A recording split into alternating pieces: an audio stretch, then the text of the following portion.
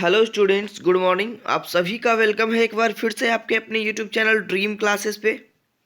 तो चलिए आज की इस क्लास को जल्दी से स्टार्ट करते हैं। जैसा कि हमारा टॉपिक चल रहा था केमिस्ट्री के 500 सीरीज़ वाला, तो चलिए इसके आज हम लोग पार्ट 2 को देखेंगे।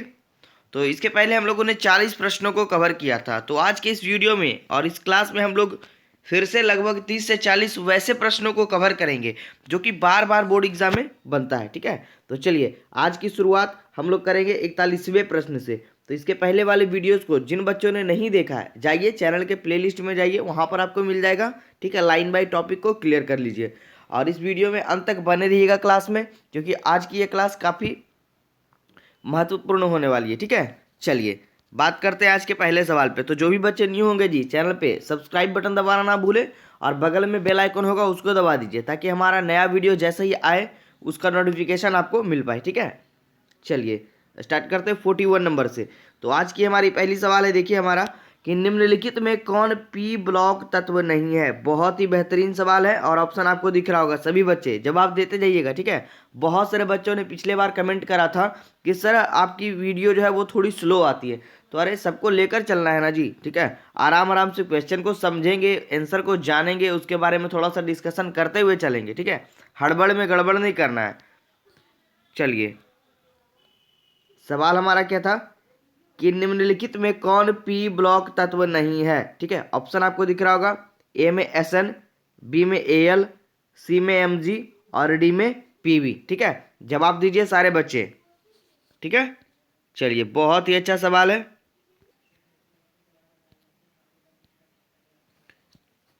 चलिए तो जानते हैं इसका जवाब क्या होगा 41वां नंबर सवाल का। ठीक है, ऑप्शन आपको दिखा था। ऑप्शन ए में था हमारा एस एन, ऑप्शन बी में था ए एल, ऑप्शन सी में था एम जी और ऑप्शन डी में था पी वी। चलिए बहुत सारे बच्चों का जवाब बिल्कुल ही सही आ रहा है। तो इसका जवाब जान लेते हैं हम लोग। इसका ऑप्शन नंबर सी जो है वो राइट आंसर होगा। ठीक है, कि निम्नलिखित में कौन पी ब्लॉक तत्व नहीं है, तो ये वाला। ठीक है, एम जी यानी मैग्नीशियम जो है वो पी ब्लॉक का तत्व नहीं है। चलिए आगे बढ़ते हैं 42वें नंबर सवाल की ओर। दिख रहा होगा स्क्रीन पे आपको। सवाल समझिए, कह रहा है मीथेनॉल। ठीक है, मीथेनॉल का सूत्र क्या होगा। ऑप्शन दिख रहा होगा, सारा एक तरह का रहेगा, कंफ्यूजन नहीं करिएगा। देखिए ऑप्शन हमारा है CH3OH, CH3ONA या ऑप्शन सी हमारा है CHCHO। ठीक है, और ये है CH4। ठीक है, ये तो मीथेन का होता है। तो जवाब दीजिए सारे बच्चे, एकदम क्लियर दिख रहा होगा ऑप्शन भी और प्रश्न भी। ठीक है, बहुत ही अच्छा। चलिए आंसर को जान लेते हैं। Option number A. ठीक है, CH3OH हो जाएगा मिथेनॉल का सूत्र। तो अच्छे से नोट करते जाइएगा सारे बच्चे जी। ठीक है, और एकदम एग्जाम से पहले इसको कवर करके जाइएगा। आगे बढ़ते हैं सवाल नंबर 43। देखिए दिख रहा है सवाल नंबर 43। चलिए क्वेश्चन पढ़ते। क्वेश्चन हमारा है कि ब्यूना एस में एस का अर्थ क्या होता है। ठीक है, ब्यूना एस में एस का अर्थ क्या होता है। ऑप्शन आपको दिख रहा होगा, सोडियम होता है, स्टाइरिन होता है, सल्फर होता है या इसका व्यापारिक नाम होता है। यस, जवाब दीजिए 43 का। चलिए बहुत ही अच्छा, राइट आंसर जान लेते हैं। बहुत सारे बच्चों ने जवाब दिया है इसका option number C styrene. Buna S में एस का अर्थ होता है स्टाइरिन। याद कर लीजिएगा, अच्छे से नोट कर लीजिएगा। ठीक है, चलिए और हेल्पलाइन नंबर दिख रहा होगा आपको स्क्रीन पे। कोई भी दिक्कत हो, किसी भी बच्चे को कोई भी तकलीफ हो, हमें कॉन्टैक्ट करें, आपकी सहायता जरूर की जाएगी ड्रीम क्लासेस के थ्रू। ठीक है, बढ़ते हैं आगे 44 नंबर पे। ये देखिए हमारा 44 नंबर कह रहा है कि हिंसबर्ग अभिकर्मक कहलाता है। ठीक है, चार ऑप्शन आपको दिख रहा होगा और सवाल हमारा क्या है, हिंसवर्ग अभिकर्मक क्या कहलाता है। देखिए ऑप्शन दिख रहा है। ऑप्शन नंबर ए कह रहा है C6H6HCl कहलाता है, C6H5SO2Cl कहलाता है। ऑप्शन सी दिख रहा है C6H5NHNH2 कहलाता है या C6H5Cl कहलाता है। बहुत ही बेहतरीन सवाल है।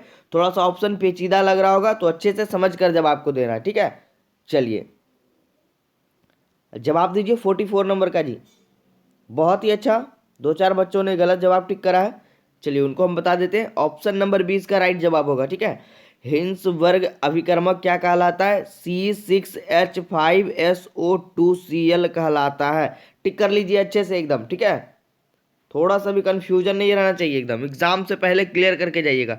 चलिए अगला सवाल, अब बेहतरीन सवालों में से इसको भी लगा लीजिएगा, इस बार बोर्ड एग्जाम के लिए काफी महत्वपूर्ण है कि वायु का मुख्य अवयव क्या है। सभी बच्चे को मालूम होना चाहिए जी, एकदम साइंस के नजरिए से बेहतरीन सवाल है कि वायु जो हवा होता है हमारे वायुमंडल में, उसका मुख्य अवयव क्या होता है, किस किस का वह मिश्रण होता है। ठीक है, सवाल नंबर 45, ऑप्शन दिख रहा होगा CO2, N2 और O2 का, N2 NO और NO2 का, CO CO2 और SO2 का, और Cl2 SO4 और O2 का। जवाब दीजिए सारे बच्चे 45 नंबर का। ठीक है, चलिए बीवीएम ने फिर से लगवा दिया इसको, ऑप्शन नंबर ए। ठीक है, बहुत ही अच्छा, बहुत सारे बच्चों ने जवाब को सही टिक करा है। CO2 carbon dioxide, N2 nitrogen और ऑक्सीजन का यह मिश्रण होता है। ठीक है, तो वायु का मुख्य अवयव ये तीनों होता है। क्लियर है, चलिए आगे बढ़ते हैं सवाल नंबर 46 पे।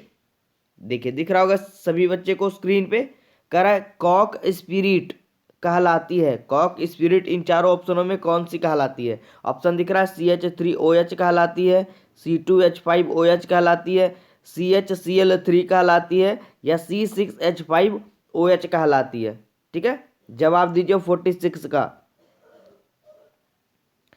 बहुत ही अच्छा, बहुत ही अच्छा सवाल यह भी है, जवाब इसका जान लेते हैं। बहुत सारे बच्चों ने ऑप्शन को टिक करा है।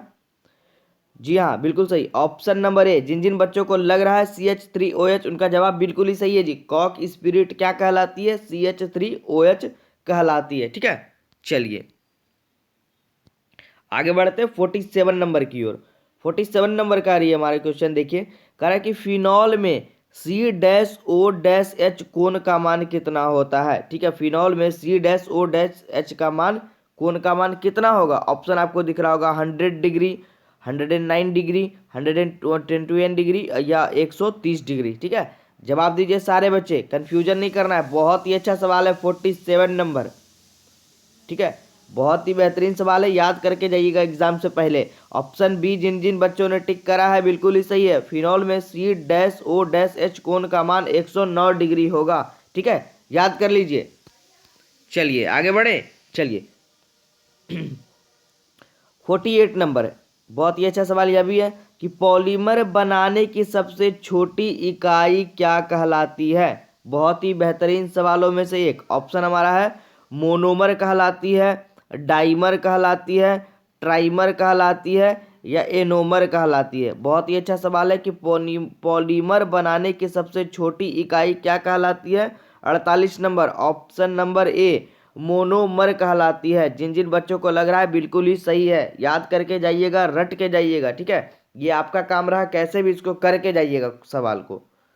सवाल नंबर 48 का जवाब हुआ जी ऑप्शन नंबर ए। आगे बढ़े, चलिए एकदम लास्ट तक बने रहिएगा सारे बच्चे, क्योंकि आज की ये क्लास काफ़ी इंटरेस्टिंग होने वाली है। क्योंकि आज के इस क्लास में हम लोग फिर से लगभग 20 से 30 ऐसे प्रश्नों को कवर कर रहे हैं अभी, जो कि बार बार बोर्ड एग्जाम में बनता है। ठीक है, सवाल नंबर 49, ये देखिए दिख रहा होगा स्क्रीन पे, ये बेहतरीन सवाल है जी कि एल्कीन का सामान्य सूत्र क्या होगा। ठीक है, चलिए अब इसको क्लियर करेंगे। सबसे पहले इसका जवाब, ऑप्शन देखिए CnH2n, CnH2n+2 और CnH2n-2 और ये नन ऑफ दिस। तो इसमें देखिए हम 3 सवाल को क्लियर करेंगे यहाँ पर, तो आप लोग एकदम दिमाग खोल कर रखिएगा। ठीक है, 49 नंबर देखिए हमारा जवाब होगा ऑप्शन नंबर ए। तो ये हो गया एल्कीन का CnH2n। ठीक है, और अगर आपको पूछे, ये देखिए और 2 क्वेश्चन और यहाँ से बनेगा। एक बनेगा देखिए एल्केन, क्या बनेगा जी, एल्केन, और एक बनेगा एल्काइन। ठीक है, तो एकदम इन तीनों सवालों को क्लियर करके जाइएगा। देखिए यहाँ से हम क्लियर करवा रहे हैं। सबसे पहला टॉपिक हमारा हुआ एल्कीन वाला। ठीक है, एल्कीन वाला हो गया, CnH2n हो गया। और अगर हमसे पूछ दिया कि एल्केन का क्या होगा, तो CnH2n+2 ये वाला। ठीक है, और अगर एल्काइन पूछ दिया तो CnH2n-2। चलिए फिर से देखिए, क्लियर करिए, ये हमारा एल्कीन वाला हो गया। ठीक है, और अगर आपसे पूछे, ये हो गया हमारा एल्केन का सूत्र, ये वाला सेकेंड नंबर CnH2n+2। ठीक है, याद रखिएगा। और ये थर्ड नंबर जो हो गया, ये हमारा हो गया किसका, काइन का। तो नाम में थोड़ा कंफ्यूजन होगा, लेकिन एकदम अच्छे से क्लियर कर लीजिए। अगर -2 है तो वो एल्काइन का है, और ये अगर +2 है तो ये एल्केन का है, और अगर कुछ नहीं है, प्लस माइनस कुछ नहीं है, अगर CnH2n है तो वो सिर्फ एल्कीन का सूत्र होगा। ठीक है, एकदम 3 सवाल इसको एकदम कंफर्म कर लीजिए। एक सवाल आपका कंफर्म बनने वाला है इससे। ठीक है, बढ़े आगे। चलिए आगे बढ़ते सवाल नंबर 50 पे।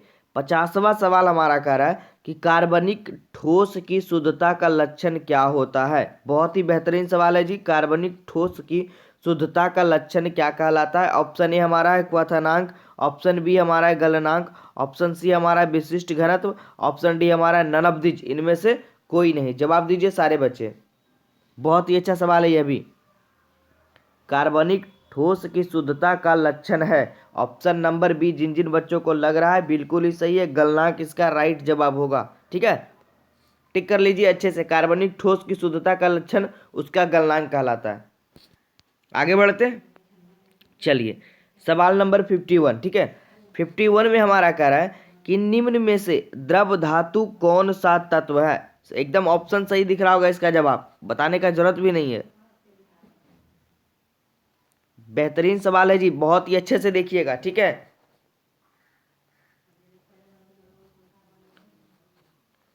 देखिए ऑप्शन को पहले पढ़िएगा और समझिएगा सवाल को। कह रहा है निम्न में से कौन सा द्रव, निम्न में से कौन द्रव धातु कौन सा तत्व है? द्रव धातु, धातु भी है और द्रव अवस्था में भी रहता है। देखिए ऑप्शन आपको दिख रहा होगा Li लिथियम, गैलियम, Hg यानी पारा, या ऑल। ठीक है, तो इसमें आपको टिक करना है ऑप्शन नंबर डी, क्योंकि पारा तो हम जानते हैं कमरे के ताप पर द्रव अवस्था में रहता है, गैलियम जो हवा हाथों में ही गल जाता है हमारी, और लिथियम भी जो है वो द्रव धातु के रूप में तत्व में पाई जाती है। तो याद रखिएगा ये तीनों जवाब इसका होगा। 51 का ऑप्शन नंबर डी आपको टिक करना है एग्जाम में। ठीक है, ऐसा नहीं कि पारा मारकर चले आइएगा, तो आपका वो क्या हो जाएगा, बिल्कुल ही गलत। जैसे ही ऑप्शन में आपको तीनों दिखे तो तीनों ऑप्शन को जरूर पढ़िएगा एग्जाम में कि आपका ऑप्शन क्या है और क्वेश्चन क्या है। कहीं क्वेश्चन में नहीं तो नहीं है ना, कभी कभी क्वेश्चन में आपको नहीं वाला टॉपिक भी दिखेगा, तो इन छोटी छोटी बातों को गौर करिएगा, आपका 1 नंबर जरूर कन्फर्म हो जाएगा यहाँ से। ठीक है, चलिए बढ़ते सवाल नंबर 52 की ओर। देखिए बहुत ही अच्छा सवाल ये भी है कि पिटवा लोहा में कार्बन परमाणु की प्रतिशत मात्रा पाई जाती है। कितनी पाई जाती है? जवाब दीजिए सारे बच्चे। 4 ऑप्शन आपको दिख रहा होगा कि पिटवा लोहा में कार्बन परमाणु की प्रतिशत मात्रा कितनी पाई जाती है। 0.4%, 0.04%, या 0.02%, या 0.09%। जवाब दीजिए जी सारे बच्चे। 52 का आंसर चाहिए मुझे। ठीक है, चलिए बहुत ही अच्छा सवाल है, मुझे उम्मीद है सारे बच्चों को ये सवाल आ रहा होगा। ठीक है, क्योंकि हमने पीछे वाले क्लास में इस पर डिस्कशन करा था।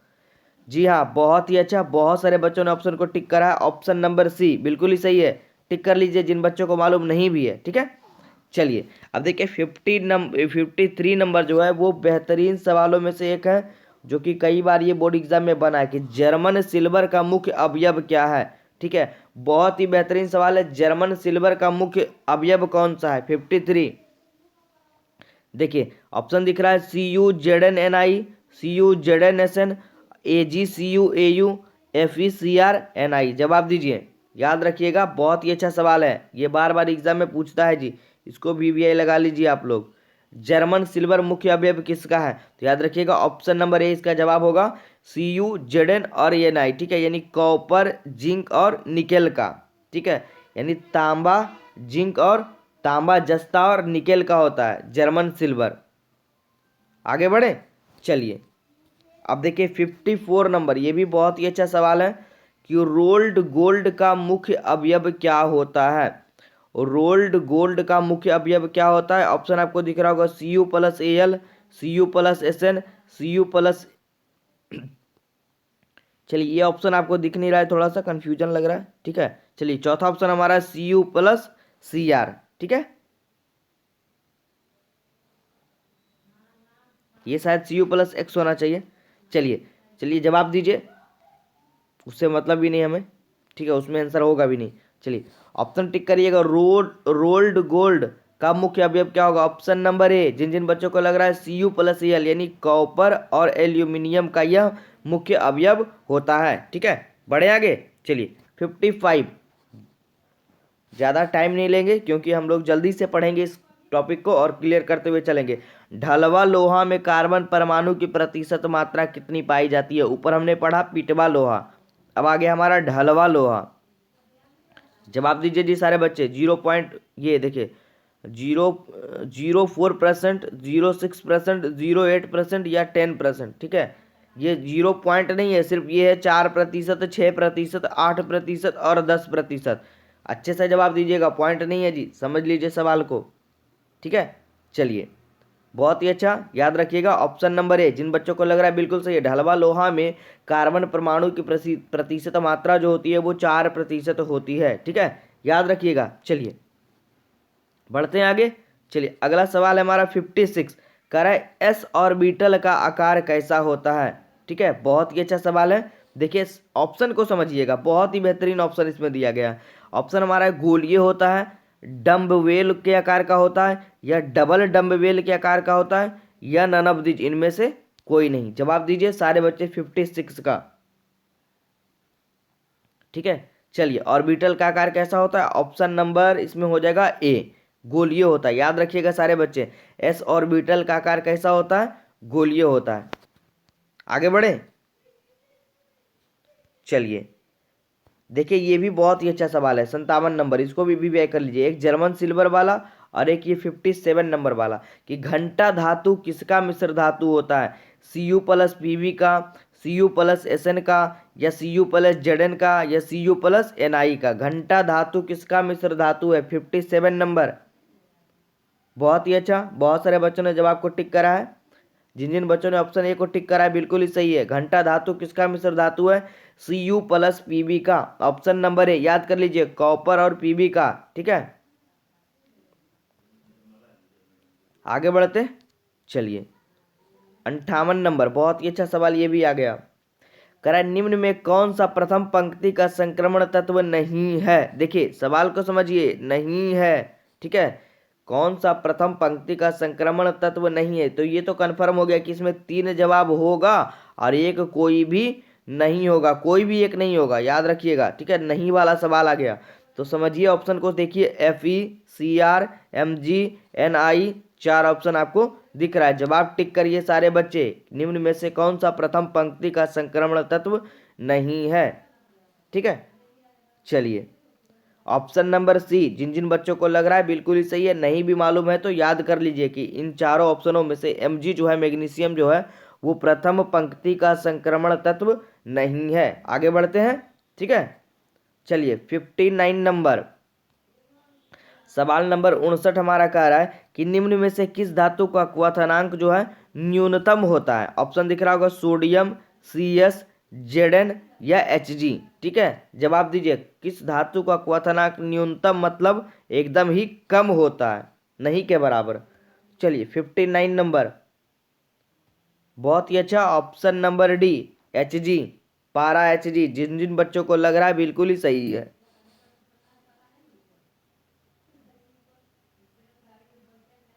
याद कर लीजिएगा जी 59 का। ठीक है, इसका ऑप्शन नंबर 59 सही हो जाएगा। आगे बढ़ते, चलिए 60वें सवाल की ओर। 60वां सवाल हमारा कह रहा है कि डी ऑर्बिटल का आकार कैसा होता है? ठीक है, ये शायद एक बार और आया था इस तरह का क्वेश्चन, याद रखेंगे। इसका ऑप्शन देख लीजिए, गोलीय होता है, डम्बवेल होता है, डबल डम्बवेल होता है, नन ऑफ दिज। सवाल नंबर 60, चलिए याद रखिएगा ऑप्शन नंबर सी इसका जवाब हो जाएगा, डबल डम्बवेल। डी ऑर्बिटल का आकार कैसा होगा? डबल डम्बवेल का होगा। ठीक है, चलिए आगे बढ़े।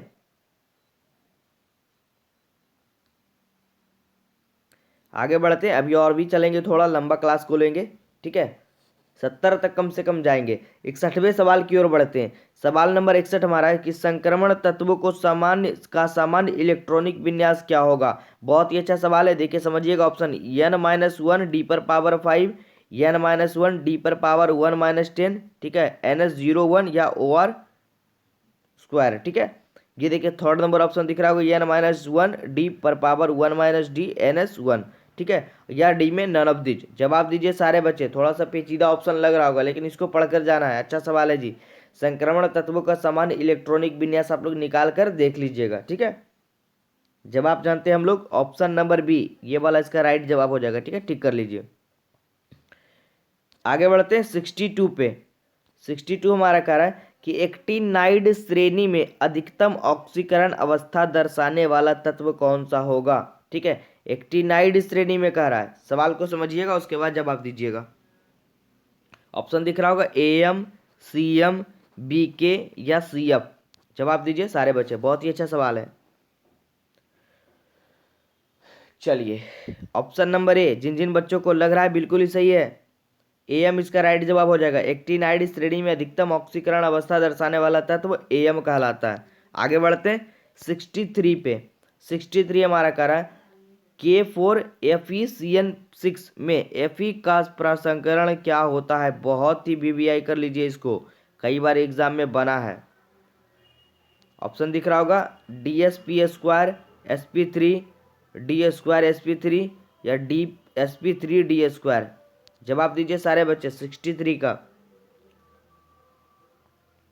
ऑप्शन नंबर सी, जिन जिन बच्चों को लग रहा है बिल्कुल ही सही है, ठीक है, ऑप्शन सी टिक कर लीजिए, D² sp3 इसका जवाब होगा।